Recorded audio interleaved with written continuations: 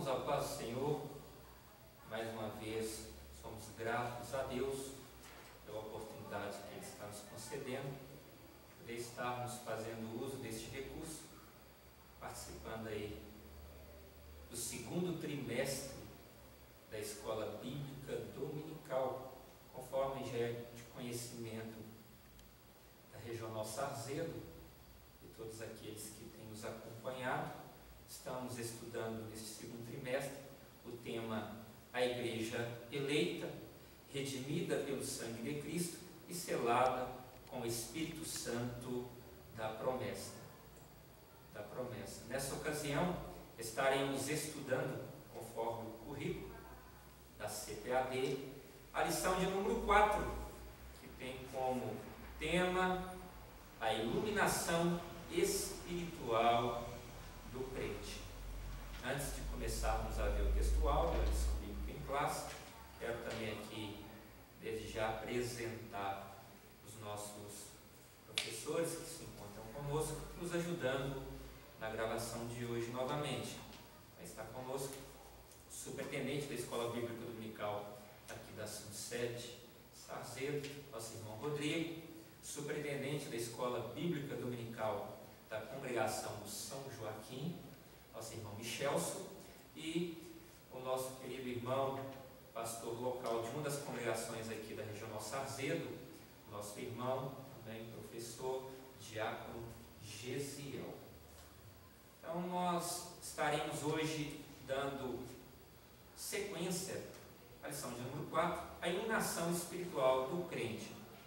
O textual, eu acredito que, devido ao momento que nós estamos passando, acredito que deva ter muitos irmãos que não conseguiram adquirir a lição bíblica a tempo. Então, o textual, se os irmãos quiserem acompanhar, Efésios, capítulo 1, versículo 17, que nos diz o seguinte: para que o Deus de nosso Senhor Jesus Cristo, o Pai da glória, vos dê seu conhecimento, o espírito de sabedoria e de revelação. A verdade prática, a vocação do crente, inclui a herança de preciosas riquezas conferidas aos eleitos pela grandeza do poder de Deus. Já a leitura bíblica em classe, se os irmãos quiserem acompanhar, encontra-se Epístola do Apóstolo Paulo aos Efésios, capítulo 1, versículos 15 ao 23. Depois de já termos visto, ao decorrer aí das lições que nos antecederam, a saudação do apóstolo a quem foi direcionado a epístola, aquela doxologia, aquele louvor, engrandecendo, adorando a Deus Pai, o Deus Filho, o Deus Espírito Santo, pelas bênçãos que foi conferida à igreja eleita, antes mesmo da fundação do mundo.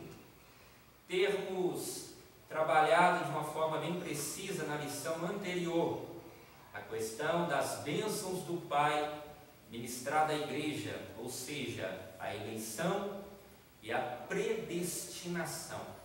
Hoje estaremos vendo, aprendendo o que resultou essas bênçãos de Deus Pai, Filho e Espírito Santo a essa igreja eleita. Quais são essas bênçãos espirituais, essa iluminação espiritual que o crente ele passa a vir a receber de Deus após ter sido alvo dessa tão maravilhosa salvação?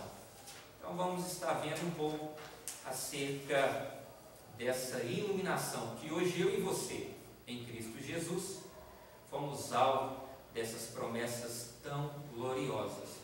O primeiro tópico, ele trabalha como tema a esperança da vocação e as riquezas da glória.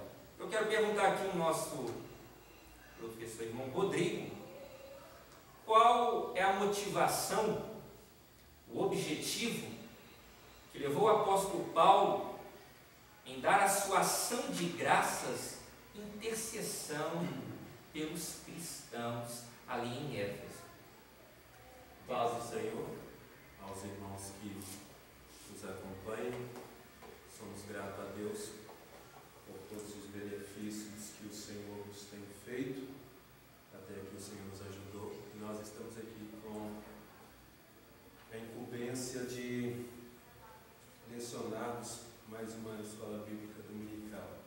E respondendo àquilo que foi nos questionado, qual a motivação que inspirou o apóstolo Paulo, nós temos a resposta no versículo de número 15 da nossa leitura bíblica em classe, que diz assim: pelo que, ouvindo eu também a fé que há entre vós no Senhor Jesus e o vosso amor para com todos os santos, não cesso de dar graças a Deus por vós, lembrando-me de vós nas minhas orações.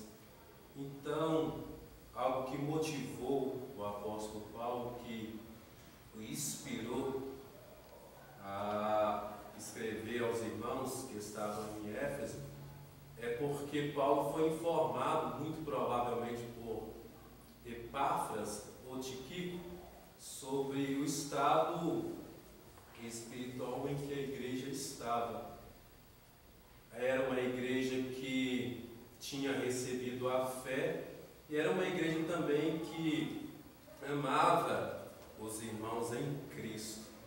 Mas antes de voltarmos a esse assunto, algo também que me chamou a atenção nessa lição foi essa gravura de uma pessoa desbruçada sobre a Bíblia Sagrada.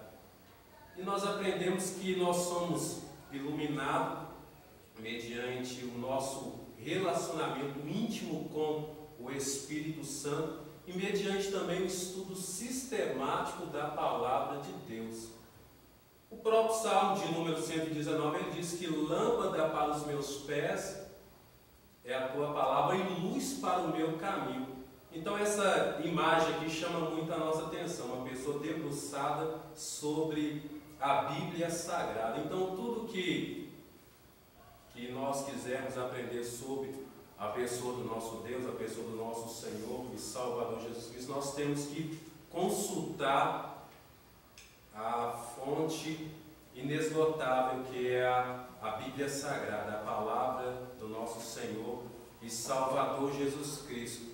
E Paulo, ele ensina que os salvos, eles precisam ser iluminados para compreender quais são a esperança da vocação e as riquezas da glória da sua herança. O sentimento que predominava no coração de Paulo era que os efésios, eles crescessem espiritualmente e que eles fossem amadurecidos. E Paulo, ele dá graças a Deus pela fé que era algo presente na vida daquela igreja e o amor que eles também demonstravam por todos os membros daquela igreja. Só que Paulo, ele passa a interceder a Deus pedindo que o Senhor concedesse àqueles irmãos o espírito de sabedoria e o espírito de revelação, porque é mediante uma vida pautada, é mediante uma vida regida pelo Espírito de Deus, é que nós passamos a entender o plano de salvação, as riquezas da sua glória e passamos a servirmos a Deus melhor. E Paulo intercede a Deus para que aqueles irmãos fossem orientados, iluminados pelo Espírito Santo. E algo também que me chama a atenção no versículo de número 5, de número 15, me perdoa, ele fala da fé que tinham no Senhor Jesus e do amor que demonstrava para com todos os santos. Então a igreja que estava em Éfeso era uma igreja laborosa, era uma igreja espiritual, era uma igreja ortodoxa,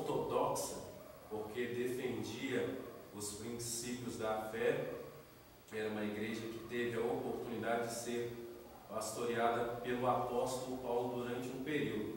E a fé que se fundamenta em Cristo promove a confiança nos semelhantes e gerando um amor que une todos os cristãos.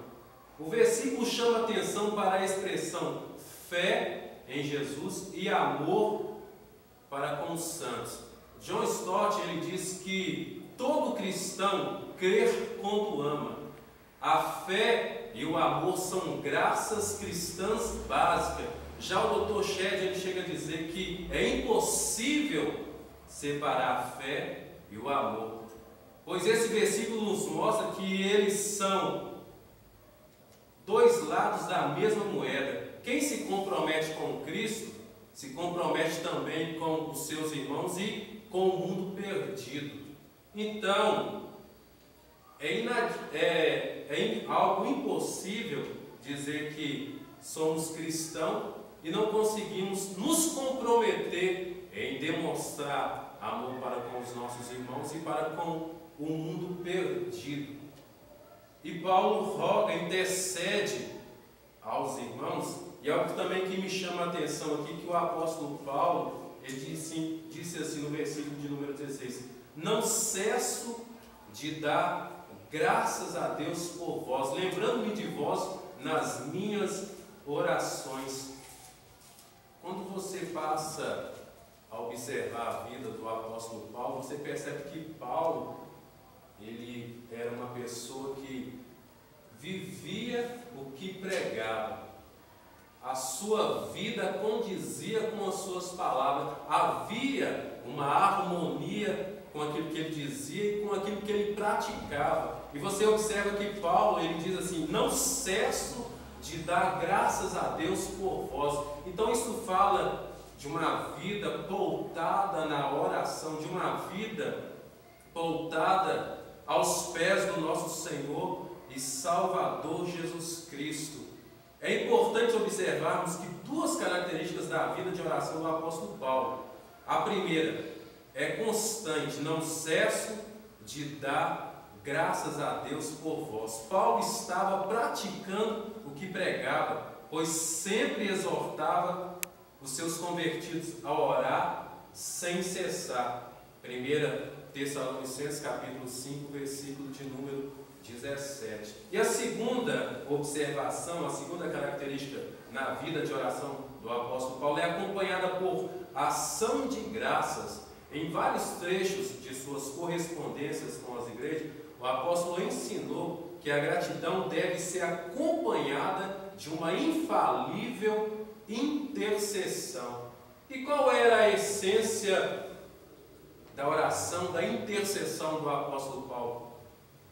Que o Espírito do Senhor, o Espírito de sabedoria e o Espírito de revelação fosse dado àqueles irmãos. Porque Paulo sabia que era impossível alguém perceber a glória dessas boas novas sem ser ensinado por Deus.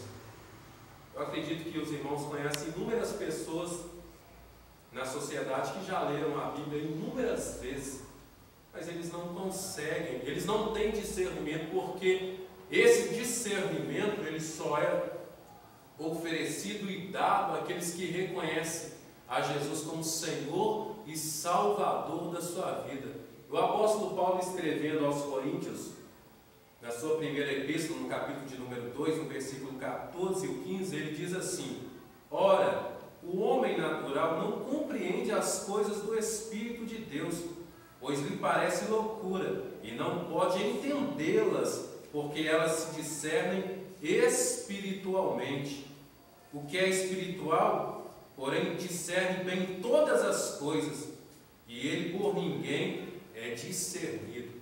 Então é algo impossível perceber, compreender as coisas de Deus se não estiver uma vida de estreita comunhão com o Espírito Santo. Uma vida divorciada do Espírito Santo é algo que se torna impossível. É só por meio do Espírito Santo que nós conseguimos perceber a herança da nossa chamada e as riquezas da herança e a grandeza do poder de Deus.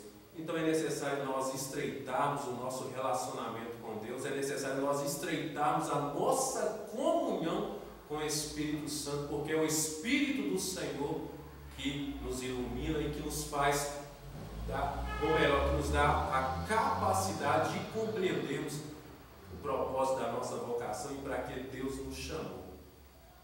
Amém. É interessante que, versículo 15, não sei se caso os irmãos perceberam isso, por isso também eu, tendo ouvido a fé que há entre vós. Paulo é de conhecimento de todos que ele estava preso, mas ali ele tomou conhecimento do testemunho daquela igreja, que ele havia contribuído em sua formação. E como é tão importante, irmãos, a questão do nosso testemunho como igreja nesses dias que antecedem a volta de Cristo. Paulo, a partir desse versículo, ele começa a fazer a sua primeira oração. São duas orações que o apóstolo faz ao decorrer dessa epístola. Nessa primeira ele tem motivação, ele tem o prazer de agradecer a Deus que aquilo que ele contribuiu na formação da igreja estava sólido. Mesmo ele preso, mas chegou ao conhecimento. A igreja está em passos firmes, não perdeu a fé, não se deixou abalar. E isso é um exemplo para nós também. Muito bem pontuado o que o nosso irmão que nos antecedeu explicou, mas eu quero deixar um questionamento. Como é que está o nosso testemunho?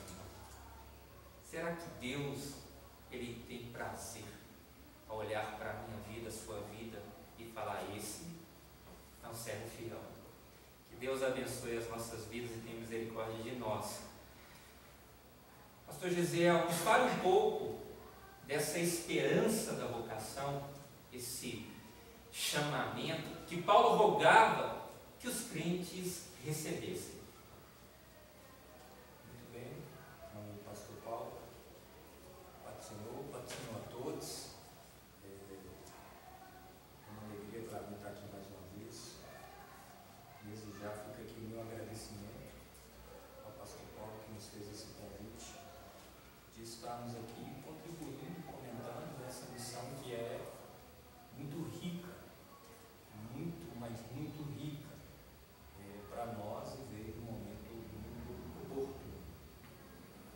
É interessante falar sobre a esperança do chamamento, da vocação, que é uma continuação dos versículos anteriores, porque ele não só pede que Paulo em sua oração, ele não só pede sobre o conhecimento, sobre a revelação, sobre a sabedoria que eles deveriam ter, mas ele também fala sobre a esperança da vocação, e ele diz que os vossos olhos sejam iluminados, que os vossos olhos sejam iluminados para que vocês consigam contemplar a esperança da vossa vocação. Já foi bem explicado aqui sobre a questão da revelação, sobre a questão da iluminação, mas eu gosto do versículo do Salmo 119 também, versículo 18, que diz: desvenda os meus olhos, para que eu veja as maravilhas da tua lei. Desvenda os meus olhos. E o que é desvendar os meus olhos? Desvendar os meus olhos é nada mais do que tirar o véu.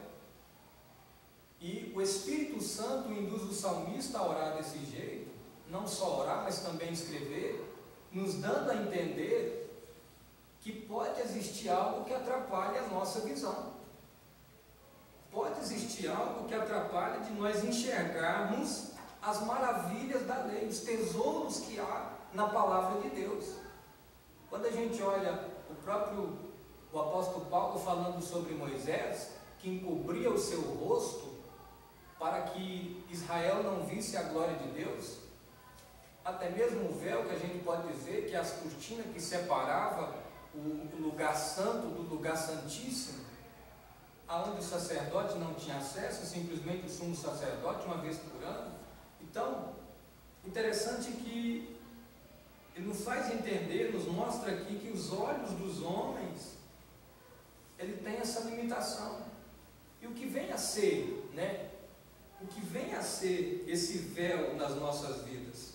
Nada mais é do que a nossa limitação humana, natural. Nós, por si só, nós não conseguimos desvendar, nós não conseguimos interpretar por si só.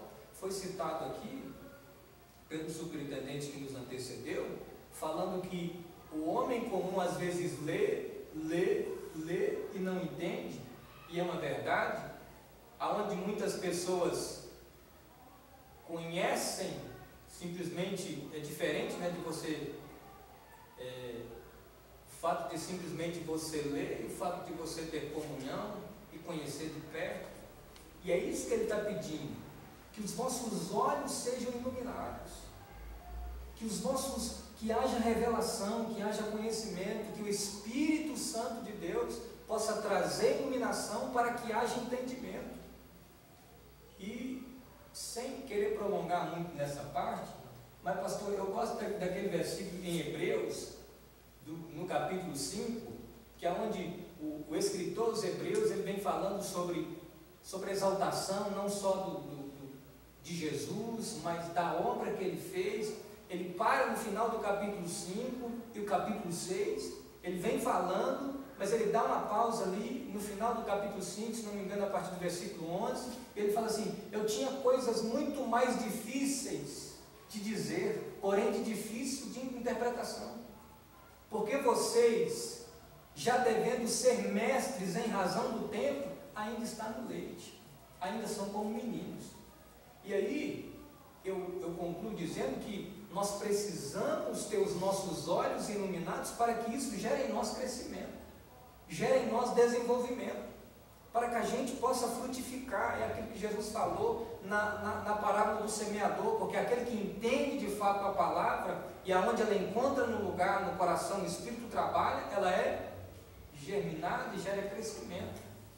E ele vai falar: é preciso conhecer a esperança do vosso chamamento, da vossa vocação, ou seja, nós fomos eleitos em Cristo Jesus, nós fomos chamados por Ele, e uma vez que nós fomos chamados por Ele, fomos chamados para servir e viver em santificação, e isso nada mais é do que nos achar irrepreensível, viver em comunhão, de modo digno diante de Deus, e também entender a participação gloriosa no futuro, que compreende vida eterna e a esperança de conhecer a Deus face a face. Então é esse entendimento do nosso chamamento, daquilo que nós fomos vocacionados, que nós precisamos entender. Somos eleitos para vivermos uma vida santa e irrepreensível diante de Deus. E é isso que ele queria que os irmãos ali compreendessem. Glórias a Deus.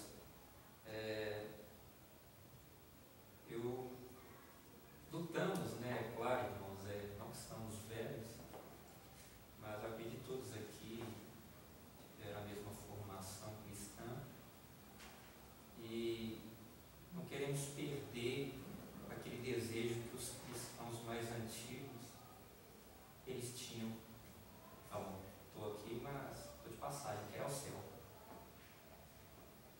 Hoje a proposta, que até mesmo nesse momento que nós estamos atravessando, dessa pandemia, é algo que eu vejo que Deus está trabalhando até mesmo com a igreja, alguns valores que a igreja, muitas lideranças distorceram. Nossa pátria é celestial.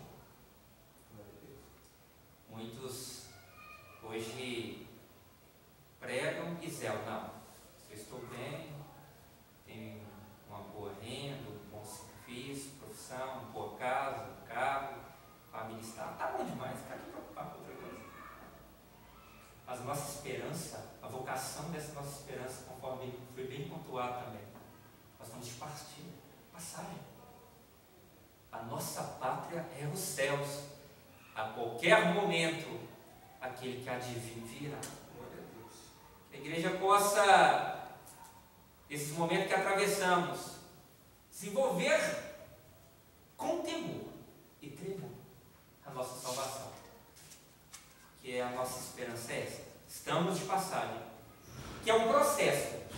Já estamos vivendo dessas promessas aqui, mas não nos apegamos com isso que é transitório, passageiro. Ele foi nos preparar um lugar melhor. Louvado seja o nome do Senhor. Nosso irmão Michel, explique-nos aí um pouco acerca quais são as riquezas da glória da sua herança que Paulo pedia aos cristãos em Éfeso que entendessem. Responde um pouco. A paz do Senhor seja com todos os irmãos, que a paz do Senhor possa alcançar cada um de vocês. Sou grato a Deus por mais uma vez fazer parte, por ter recebido esse convite. Quando nós falamos sobre as riquezas da glória da sua herança, é interessante que o que nos instiga aqui é a continuação do versículo que já foi lido no início do tópico anterior, quando o pastor Gesiel falou sobre a esperança, só que quando está prestes a terminar o versículo de número 18, além da esperança do chamado, ao desvendar, ao iluminar, ao Senhor dar esse conhecimento, não só para que nós possamos ver a esperança do nosso chamado, mas também nós possamos discernir, saber quais são essas riquezas da glória da sua herança. E quando nós falamos de riquezas da glória da sua herança, inclusive é utilizada como título desse subtópico, nós lembramos que tem 3 palavras-chave aqui: riqueza, glória e herança. Quando nós falamos de herança, nós falamos especificamente aqui de uma herança espiritual, da qual aqueles que assumiram a condição de eleito, aqueles que assumiram a condição de salvo, aqueles que agora foram atingidos pelo plano da salvação, agora passaram a fazer parte, ter direito à herança, ser co-herdeiro com Cristo, herdeiro de Deus, a fazer parte do povo que vai herdar de Deus Pai Todo-Poderoso. Afinal de contas, conforme está lá em Romanos, no seu capítulo 8, nós somos herdeiros de Deus e co-herdeiros de Cristo. E como também a Bíblia Sagrada nos é clara, a partir do momento que nós passamos a condição de salvo, o Espírito Santo passa a fazer parte da nossa vida. E, portanto, o Espírito Santo também passa a ser a nossa garantia, o nosso selo para o nosso penhor, ou seja, a garantia dessa herança. A garantia que nós um dia vamos plenamente participar dessa herança. E é interessante que quando nós falamos em herança aqui, nós falamos de algo que o Pai tem para os seus salvos, que o Pai tem para entregar aqueles que aceitaram Cristo como seu único e suficiente Salvador e, portanto, agora assumiram a condição de eleito. E aí, quando nós falamos de riqueza, nós não estamos falando de qualquer riqueza, nós estamos falando de uma riqueza cuja a glória é grandiosíssima. Nós falamos de uma riqueza que não se pode, nenhum homem na terra pode garantir como herança. Por mais rico que dentre os homens alguém possa ser, essas riquezas aqui ele não pode garantir. Você pode chegar nos maiores reis da terra, nos homens mais ricos da terra, a sua herança não chega nem um pouquinho daquilo que isso daqui significa. E é esta herança, cuja glória é muito grande, é que nós vamos participar. Não é à toa que a carta aos Colossenses, no seu capítulo 1, versículo 12, a Bíblia é clara em dizer: dando graças ao Pai, que nos faz idôneos para participar participar da herança dos santos da luz. Irmãos, quando nós falamos dessa herança, quando nós falamos dessa riqueza que nós vamos herdar, nós falamos de algo que o homem não pode garantir, algo que é garantido pelo penhor Espírito Santo. E do que nós estamos falando? Do perdão dos pecados. Qual homem rico pode perdoar pecados na terra? Não pode. É interessante que Jesus Cristo, quando curava, ele dava àquele que estava curando uma bênção ainda maior do que a cura. Que era o quê? Perdoados estão os seus pecados. Ou seja, algo que ia muito além do que qualquer outro poderia tratar. Por quê? Porque a cura ali, por mais que fosse um paliativo, poderia ser aliviado por um médico terreno. Mas a salvação não poderia ser dada. A liberdade talvez poderia ser concedida, ainda que parcialmente, não integralmente, não plenamente, como a nossa liberdade em Cristo Jesus, poderia ser garantida por um magistrado. Mas a liberdade plena em Cristo Jesus, só Ele pode dar. A salvação, só Ele pode dar.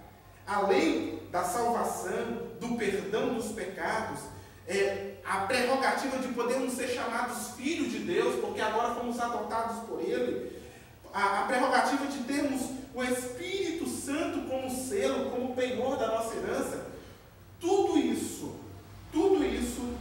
faz parte dessas riquezas que nós vamos participar e que inclusive já nos é garantida.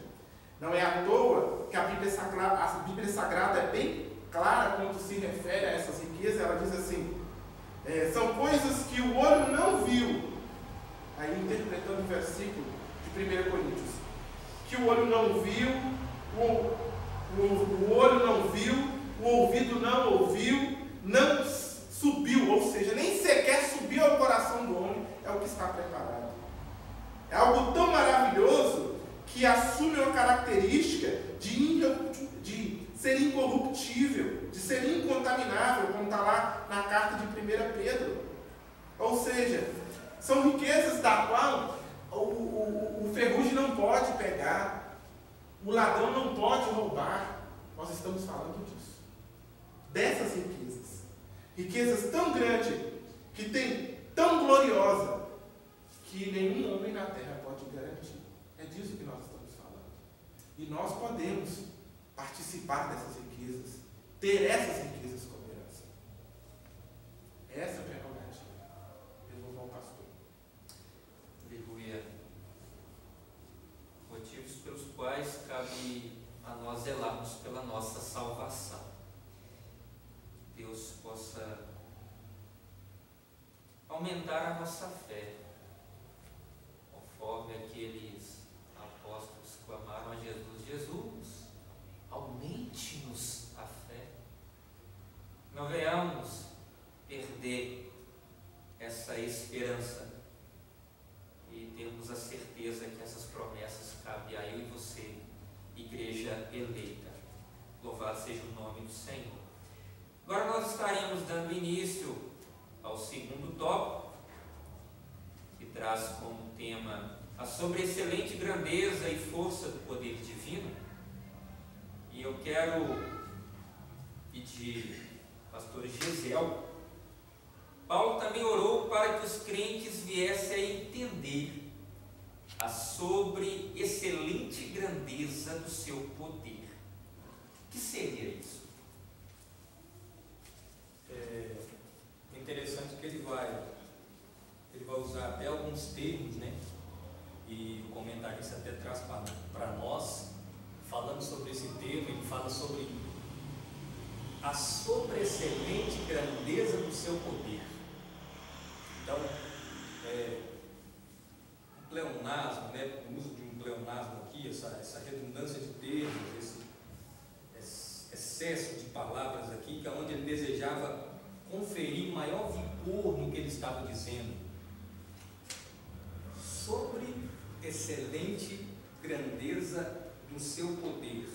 E a palavra sobre excelente é do grego uperbalo, que na sua forma adjetiva, né, significa extraordinário, A palavra grandeza vem de megetos, que fala nada de uma amplitude, de uma magnitude, a grandeza do poder de Deus que tudo sobrepuja. E o último termo que é a sobreexcelente grandeza e poder. O termo poder fala dunamis, né? Que é traduzido por poder. E essa palavra dunamis, ela originou-se dos termos dinâmica, dínamo e até mesmo dinamite. Isso fala da potência, né, do termo. Ele quer tão que as pessoas entendam, ele quer tanto que as pessoas compreendam, e ele tenta usar alguns termos aqui para falar da grandeza desse poder, para expressar uma amplitude desse poder que nós não dá nem para nos nossos termos para falar, apontar para esses feitos miraculosos que Deus fez. Então, esse poder não dá para ser compreendido, esse poder de Deus não dá para ser entendido pelo mero conhecimento humano, pelo mero intelecto humano. E é por isso que ele vem complementando em sua oração, para que eles entendam desse poder, entendam dessa grandeza desse poder que ressuscitou o próprio Cristo, que fez com que Cristo ressuscitasse. E é lindo demais, eu lendo a lição e vendo o que Paulo tenta fazer os crentes Efésios entenderem. Oxalá que se queira Deus, né, que se todos nós cristãos entendêssemos isso. Queira Deus que se todos os cristãos compreendessem essas verdades espirituais, para que a gente não... Porque muitas das vezes a gente vê pessoas 30 anos dentro da igreja, 20 anos, muitos anos, mas sem entender tais verdades espirituais, que são riquíssimas para nós. E ele fala que essas grandezas, a sobreexcelente grandeza do seu poder, dizendo que a repetição desses termos indica que apenas o maior de todos os poderes é capaz de realizar a transformação e a salvação do homem. É somente esse poder de Deus que é capaz de transformar e salvar o homem. Como já foi dito aqui pelo Michel, nenhum homem, por mais rico que seja, consegue salvar alguém, transformar alguém, mas Deus, pelo seu poder, Ele é capaz de realizar a transformação, e não só a transformação, mas a salvação do homem. E que somente um poder tão grande assim pode concretizar as bênçãos inclusas na esperança da vocação e nas riquezas da esperança. Então esse era o pedido dele, era essa oração dele, que eles viessem entender e compreendessem dessa grandeza que fica até difícil de descrever. Isso é tão, na verdade, igual o Sr. Gisele expressou, às vezes até foge dessa nossa racionalidade que é limitada, humana. Paulo aqui ele tenta expressar, aprofundar, e deste poder, algo que veio à minha mente aqui, é quando a igreja vier a ser arrebatada. Quem sabe muitos na fé morreram devido a acidentes, mutilados, alguma doença, e muitos ainda vão chegar a sucumbir devido a essa circunstância que nós, no fato de sermos cristãos, não estamos isentos. Mas há promessa que esse poder, aquilo que é mortal, ele vai ser revestido pela imortalidade. Esses vão receber um corpo de glória na ressurreição. Glória a Deus. Isso é promessa para nós. Agora o ímpio, o pecador, que morrer no teu pecado, ele vai ter que comparecer diante de Deus, mas não com o corpo glorificado, igual eu e você somos alvo dessa promessa que é o poder, já parte desse poder que caberá de ser concluído em nossa glorificação quando o amado vier nos buscar. Irmãos, apeguemos essas promessas e não negociemos o que temos mais de precioso, que é a certeza da nossa salvação em Cristo. Louvado seja o nome do Senhor. Eu quero pedir ao nosso irmão Michel, subtópico 2, nos dê alguns exemplos de operação da força do poder divino em favor dos que creem. Primeiro, para nós compreendermos melhor o que diz esse tópico em si, é bom nós retornarmos ao versículo de número 19, aqui no seu final, quando o termo, e aí eu pego um gancho na explicação do prezado pastor Gisiel, quando ele fala sobre o apóstolo Paulo está tentando reforçar a ideia aqui. E o apóstolo Paulo, ao tentar reforçar essa ideia sobre a grandeza do poder de Deus, ele diz assim, segundo a operação do seu grande poder. Quer dizer, ele coloca ali 3 termos que são etimologicamente muito próximos, que é o termo poder, operação e força. Quando nós falamos de operação, nós falamos da ideia de uma energia em atividade, de um poder em atividade, de um poder sendo aplicado. Quer dizer, o poder divino não é um poder estático. O poder de Deus não é um poder parado. Não é um poder simbólico, mas é um poder em atividade. É um poder, e aí ele reforça a expressão operação, ou seja, o poder em atividade, da força. Quer dizer, aí ele traz, há uma semelhança no significado dessas palavras, mas aí está falando sobre a intensidade, né? Quando nós olhamos no original, e quando ele termina falando do seu poder, quer dizer, aquele poder do Pai Todo-Poderoso, aquele poder que não pode ser controlado, não pode ser entendido, aquele poder que não pode ser limitado, porque o poder que é dado aos homens em alguma circunstância há limites, mas esse poder aqui não. Esse poder não há limites. Esta operação, aquilo, por isso que a Bíblia diz, operando, quem impede? Não impede. Pode impedir com qualquer, usando a sua força humana, mas ele, quando usa a força do seu poder, ninguém pode impedir. Ninguém pode impedir.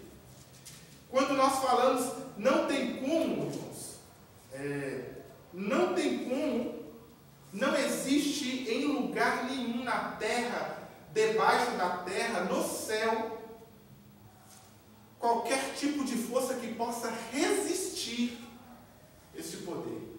É disso que nós estamos falando. Nós temos que lembrar que o contexto aqui, quando o apóstolo Paulo escreve aos irmãos em Éfeso, os interlocutores aqui, os convertidos ali em Éfeso, são pessoas que já foram embebedados pelo, e a época era assim, embebedado pelo misticismo, pelas práticas de magia, pelas práticas de forças das trevas. E talvez por isso alguns deles eram temorosos com isso. Mas quando o apóstolo Paulo faz essa afirmação, ele estava, é como se ele dissesse aos irmãos assim, olha, o poder que nós estamos falando aqui, este poder que opera aqui, é um poder muito maior do que esse que vocês algum dia viram falar. Desses que quando vocês ainda não tinham aceitado a Jesus Cristo, desses que muitos viram na magia esse poder aí das trevas, esse poder é muito maior. Este poder aqui é muito maior. Esse poder é tão grande, mas tão grande. E aqui o comentarista dá 3 exemplos irrefutáveis da força desse poder. E aí eu termino para responder objetivamente a pergunta que me foi conferida. O poder, 3 exemplos irrefutáveis. Primeiro, a ressurreição de Cristo. Porventura, há algum poder na terra que vença a morte? Há algum poder na terra que possa vencer essa tal dessa morte? Dizem-se os grandes nomes da filosofia de que uma única certeza que o ser humano tem, segundo a filosofia, é de que nós vamos morrer. O homem teme tanto a morte, pastor Paulo. O homem é tão temoroso com a morte que o homem faz uma cerimonial de passagem. Todas as maiores tradições do mundo e as culturas que existem, cada uma à sua maneira, fazem velório. Tem um tempo de luto. Por quê? Porque apesar de que nós não fomos feitos para morrer, por causa do pecado passamos a ter este inimigo comum, a sermos alvos e ser vencidos pela morte. E nenhuma força humana, da natureza humana, consegue resistir isso.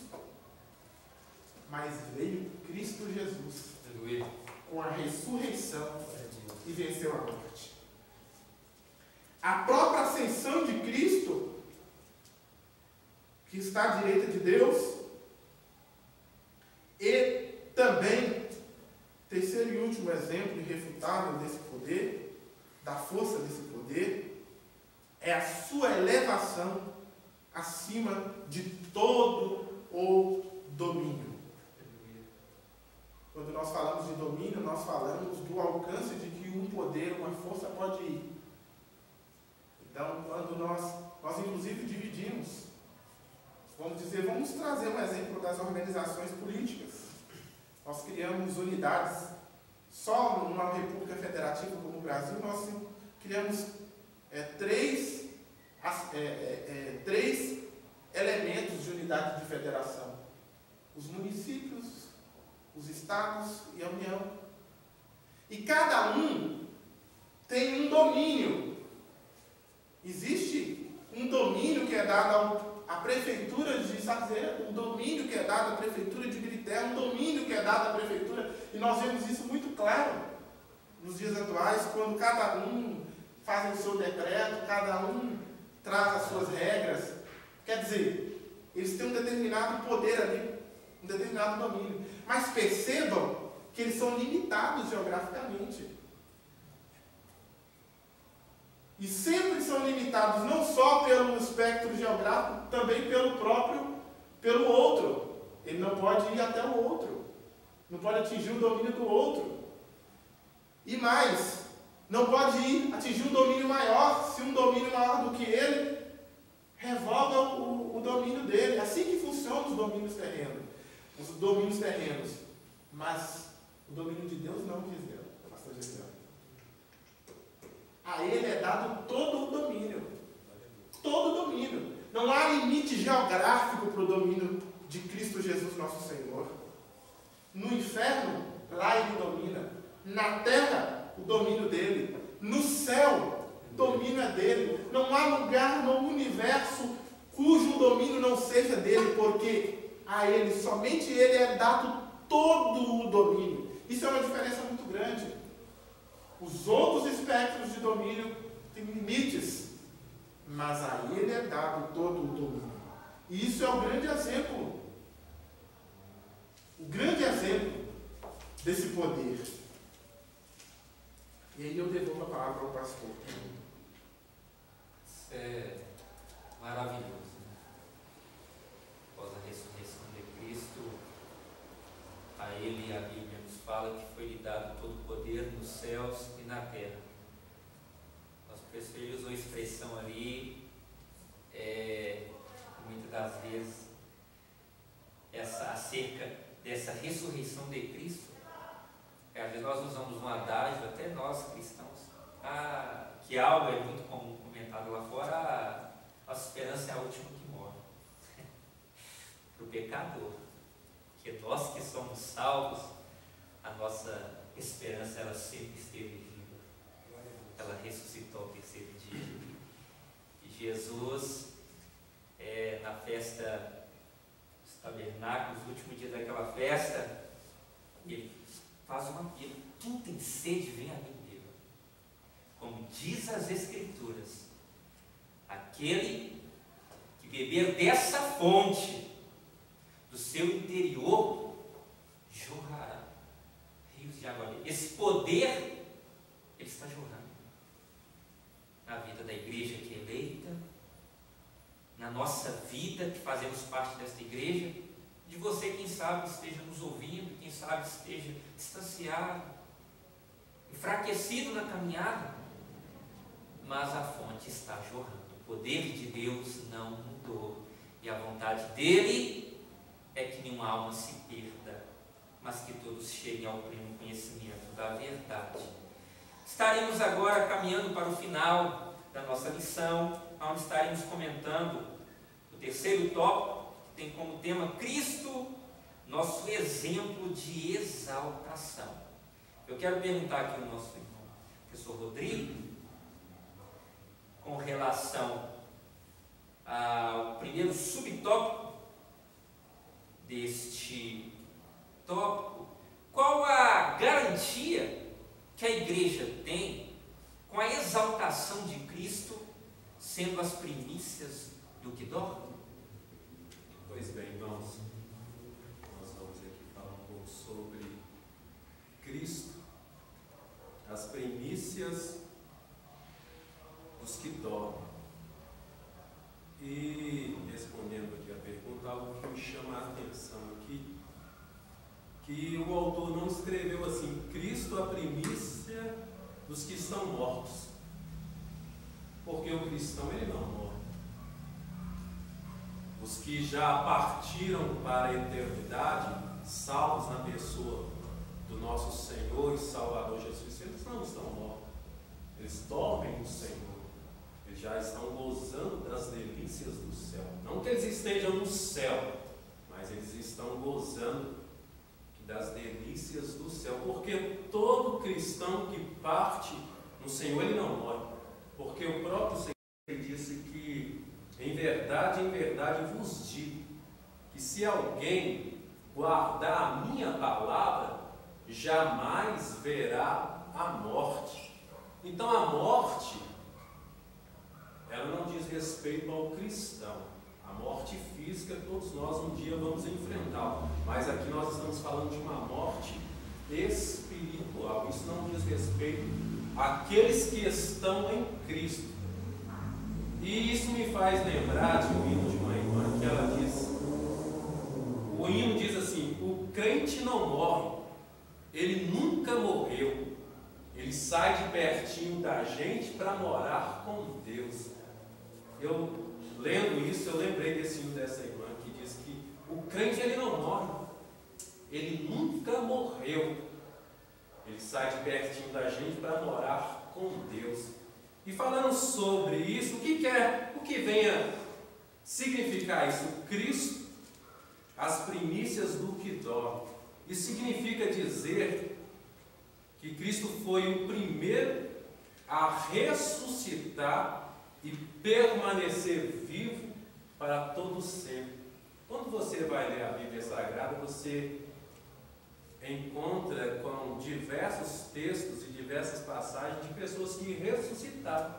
Lázaro, ele morreu e ao terceiro dia Jesus o ressuscitou. Mas Lázaro não permaneceu vivo para todo sempre. Inúmeros textos na Bíblia provam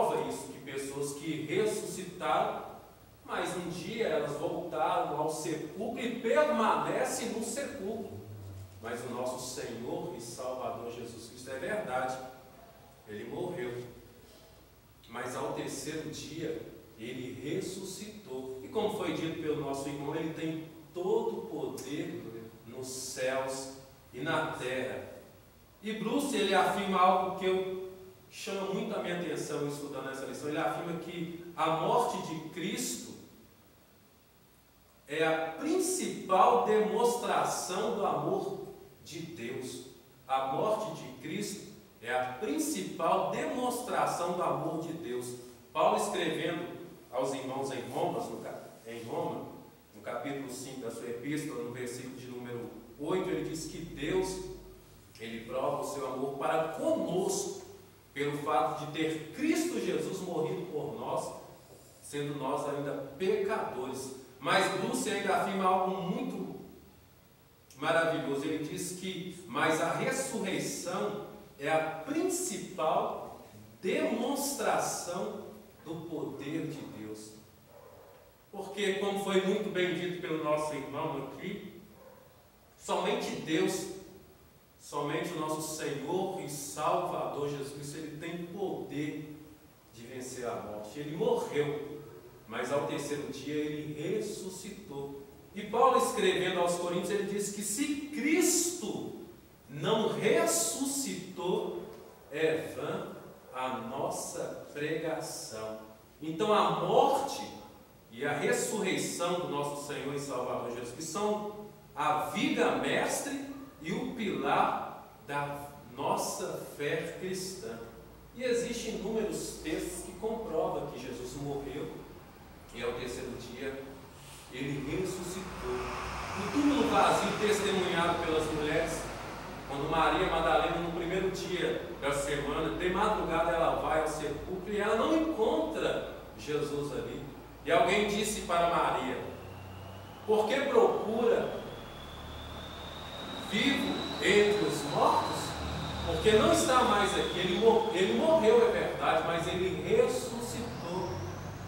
E também existem outros textos presenciados pelos soldados da guarda do sepulcro e constatado por Pedro e João, bem como o aparecimento a Saulo de Tarso e a Tiago, e ainda a mais de 500 pessoas. A morte de Cristo é uma verdade incontestável, mas é verdade também que ele ressuscitou. E Paulo diz que o mesmo poder que operava na pessoa do nosso Senhor e Salvador Jesus é o mesmo poder que opera em nós. Então, meus queridos, é verdade, como já foi dito, que um dia todos nós vamos morrer, exceto aqueles que estiverem aqui no arrebatamento da igreja. Eles não passarão pela morte física. Mas se nós viermos a morrermos, nós temos uma certeza que o mesmo poder que operou no Senhor Jesus Cristo é o mesmo poder que opera em nós. E para finalizarmos, eu queria ler aqui carta de Paulo aos Coríntios, capítulo 15, a partir do versículo de número 51, que diz assim: eis que vos digo um mistério, na verdade, nem todos dormiremos. Olha a expressão que Paulo diz, que nem todos dormiremos, porque o cristão, eu volto a repetir, o cristão não morre. Os que partiram para a eternidade, eles dormem no Senhor Jesus Cristo. Mas todos seremos transformados no momento, no abrir e fechar de olhos, ao soar da última trombeta, pois a trombeta soará, e os mortos ressurgirão incorruptível, e nós seremos transformados, pois convém que aquilo que é corruptível se revista de incorruptibilidade, e aquilo que é mortal se revista da imortalidade. E quando o que é corruptível se revestir da incorruptibilidade, e o que é mortal se revestir da imortalidade, então se cumprirá a palavra que está escrita: tragada foi a morte. Então, meus queridos, nós que servimos a Deus, nós temos uma esperança, que nós não morremos, mas sim um dia nós vamos dormir no Senhor Jesus Cristo. E quando Ele voltar, nós vamos encontrar com Ele no soar da última trombeta, com aqueles que já morreram ou aqueles que já dormem no Senhor Jesus Cristo. Então não perca a tua esperança. Continue servindo a Deus, porque o Senhor diz que se alguém guardar a sua palavra, jamais verá a morte. Mas essa promessa é para aqueles que obedecem e guardam a sua promessa. O mesmo poder que operou no Senhor Jesus Cristo é o mesmo poder que opera em nós. Que Deus nos abençoe. Eu agradeço a oportunidade. Que consolo para nós, né? São promessas que cabe a nós como igreja eleita. O segundo subtópico, quero que o nosso pastor Gisel comente, a posição que Cristo exerce, estando elevado à direita de Deus. Quais são as seguranças que essa posição traz aos salvos? Muito boa pergunta. Interessante demais. E a gente percebe que com a ressurreição, Jesus selou ali a obra da redenção.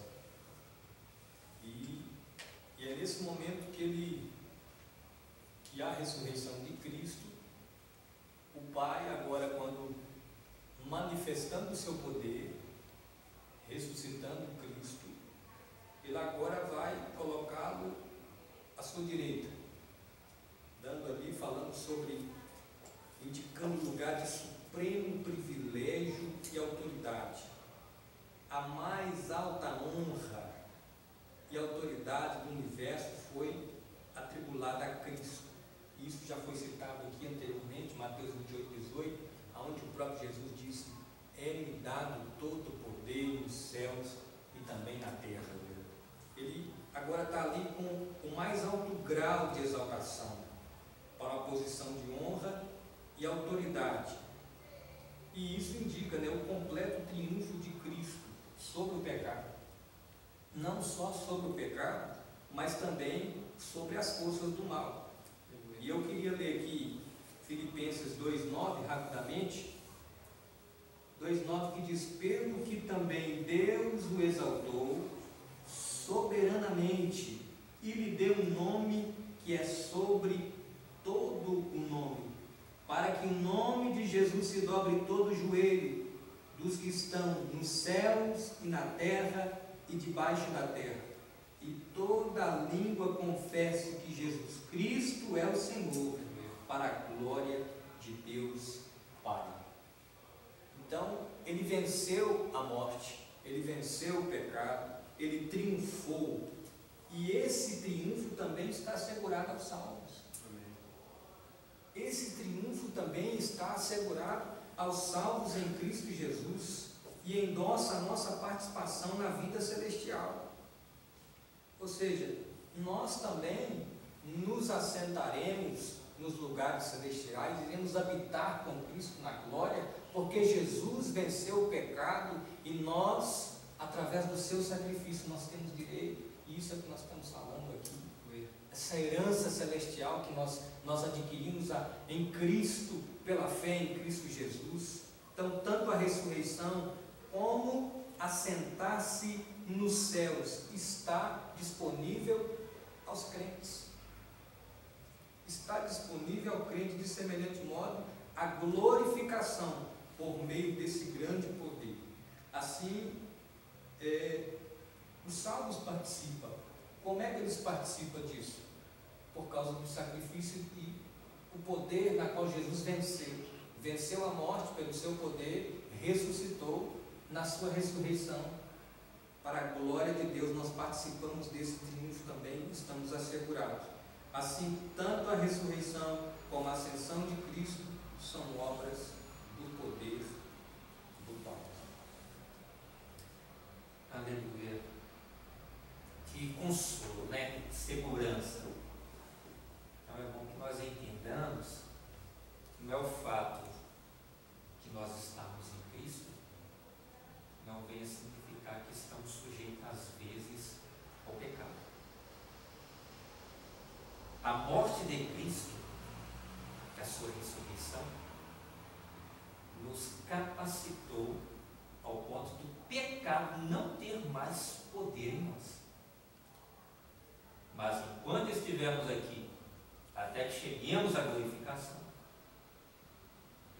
estamos sujeitos, muitas das vezes, a falharmos, fraquejarmos, mas esse poder que Cristo Ele exerceu e nos delegou, Ele nos encoraja e nos capacita, na pessoa dele, pois não estamos só. Maior é o que está conosco do que o que está no mundo. Então, que o Espírito Santo possa nos fazer a valorizar esse privilégio de fazer parte da igreja eleita e que venhamos lutar para que cheguemos à glorificação. Mas até que cheguemos lá, estamos num campo minado, aonde o mundo, a carne, o nosso adversário estará fazendo de tudo para roubar essa comunhão e essa certeza que trazemos conosco. Mas Deus é com a igreja, em nome de Jesus. E finalizando, irmão Michelson, nos fala um pouco aí acerca dessa expressão Cristo exaltado sobremaneira. Bom, para nós compreendermos esse subtópico, é importante nós estabelecermos duas conexões aqui. Duas conexões, inclusive, que foram argumentadas, muito bem argumentadas, pelo irmão Rodrigo, pelo superintendente Rodrigo e pelo pastor Gesiel. Uma, quando o superintendente Rodrigo utiliza o argumento sobre a questão, quando, ao falar sobre Cristo como a primícia dos que dormem, ele deixou bem claro que a nossa fé está vinculada ao fato que Jesus Cristo ressuscitou dos mortos. A nossa fé seria vã se Jesus Cristo não ressuscitasse dos mortos. O grande símbolo do cristianismo, desde os tempos da igreja primitiva até os dias atuais, ainda é o mesmo, é o fato de que o túmulo está vazio. É tanto que historiadores, antropólogos, estudiosos a respeito disso, têm muitas das vezes tentado procurar o corpo de Cristo, achar aonde Cristo poderia estar, aonde está o esquife de Cristo, os restos mortais de Cristo. E eles têm tentado fazer isso desde quando Cristo, quando o túmulo foi declarado vazio, e eles procuram pelo corpo de Cristo, e passaram-se mais de 2000 anos e eles não encontraram, né, o corpo de Cristo. Por isso, esse é o fundamento da nossa fé. Interessante que vocês falam que até mesmo naquela ocasião os próprios soldados Sim. foram subornados para mentirem que o corpo havia sido roubado. Por quê? Porque desde aquele tempo já se iniciou a procura pelo corpo de Cristo. Por quê? Porque achando o corpo de Cristo não tem mais fundamento o cristianismo. O fundamento do cristianismo está no fato de que Cristo Jesus ressuscitou dos mortos. E aí o apóstolo Paulo, ao descrever, ele vai descrevendo uma sequência de fatos, que é o seguinte: se Jesus Cristo já não está mais no túmulo, se Jesus Cristo já não está mais morto, Jesus Cristo ressuscitou. Ao contrário, agora ele não está descido ao túmulo, agora ele está ascendido aos céus. Não é à toa que o texto diz assim: que manifestou em Cristo quando ressuscitou dos mortos, e o colocou, e aí eu pego a segunda conexão do pastor Gesiel, e o colocou à sua própria destra nos lugares celestiais. Ou seja, colocou ele numa posição, como o pastor Gesiel bem disse, uma posição grandiosa, de um domínio da qual não é dado a ninguém. Quer dizer, quando eu falo que Cristo é exaltado sobremaneira, eu estou falando que ele deixa a condição de morto, saiu da condição de estar dentro de um túmulo para ser exaltado de uma maneira tal, ou seja, sobremaneira, de uma maneira tão grande que ninguém foi exaltado na terra. E aí ele foi exaltado de uma maneira tão grande, que não existe na terra um nome que se nomeia, está no texto das Escrituras Sagradas, muito acima de todo principado, ou seja, não há príncipe, e poder, e potestade, e domínio, e de todo nome que se nomeia, não neste mundo, mas também no que há de vir. Quer dizer, Jesus Cristo foi exaltado sobremaneira, de uma maneira tão grande, que ninguém foi exaltado igual a ele. Ao ponto de nós participarmos do benefício dele ser exaltado. E que benefício é esse? Primeiro, o benefício dele estar no trono tão alto que ele passou a ser o cabeça da igreja. Cabeça é a ideia de controle. A quem controla o corpo? A cabeça. Cristo domina, tem o controle, tem o governo, direciona.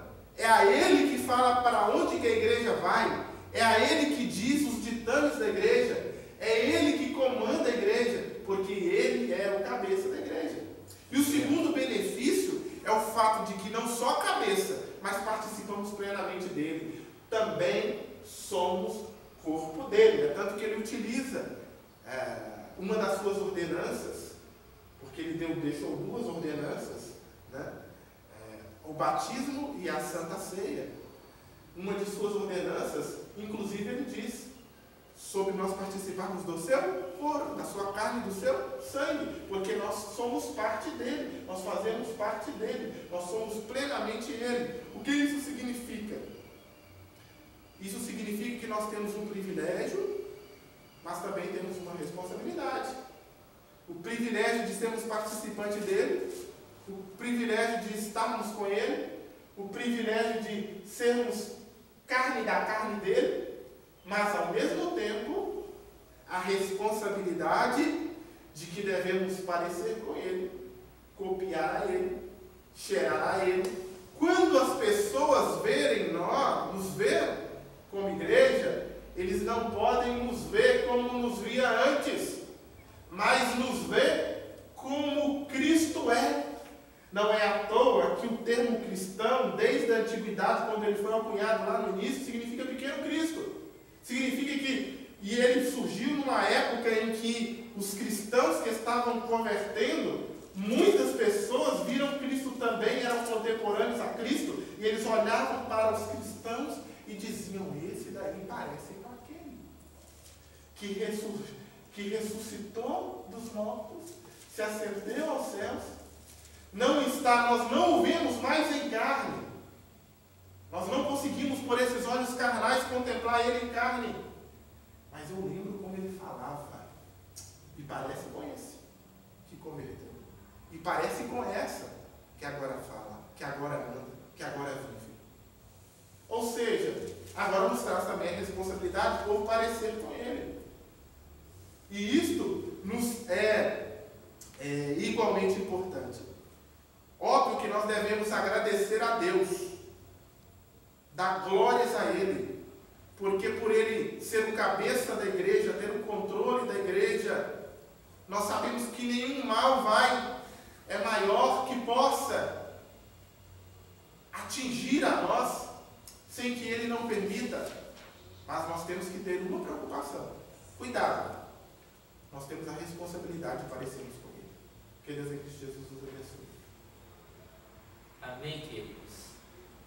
Louvado seja o nome do Senhor, estamos chegando ao fim. Quero agradecer os nossos irmãos, professores que estiveram nos auxiliando aqui.